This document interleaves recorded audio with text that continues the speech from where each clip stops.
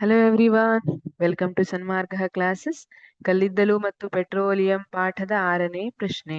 ಹಬೆಯನ್ನು ಉತ್ಪತ್ತಿ ಮಾಡಿ ರೈಲು ಇಂಜಿನುಗಳನ್ನು ಚಲಾಯಿಸಲು ಮುಂಚೆ ಬಳಸುತ್ತಿದ್ದ ಇಂಧನ.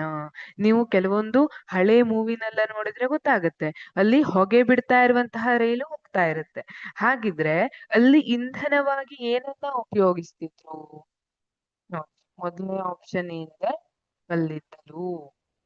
ಕಲ್ಲಿದ್ದಲು ಎನ್ನುವುದು ಸರಿಯಾದ ಉತ್ತರವಾಗಿದೆ. ಹಬೆ ಇಂಜಿನ್ಗಳಲ್ಲಿ, ಹಬೆ ಉತ್ಪತ್ತಿ ಮಾಡುವಂತಹ ರೈಲು ಇಂಜಿನ್ಗಳಲ್ಲಿ ಕಲ್ಲಿದ್ದಲನ್ನ ಇಂಧನವಾಗಿ ಬಳಸ್ತಾ ಇದ್ರು.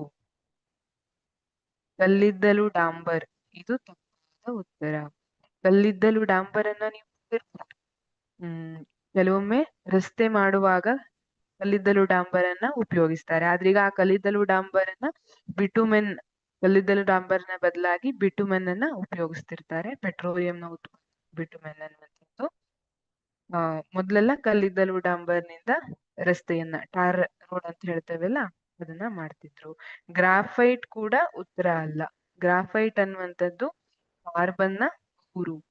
ಇದು ಒಂದು ಕಾರ್ಬನ್ನ ಬಹುರೂಪ. ಇದ್ರ ಬಗ್ಗೆ ನೀವು ಮುಂದಿನ ತರಗತಿಗಳಲ್ಲೆಲ್ಲ ಕಲ್ತಿರ್ತೀರಿ, ಅದೇನ್ ಬೇಡ. ಕಲ್ಲಿದ್ದಲು ಅನಿಲ, ಇದು ಕೂಡ ತಪ್ಪಾದ ಉತ್ತರ.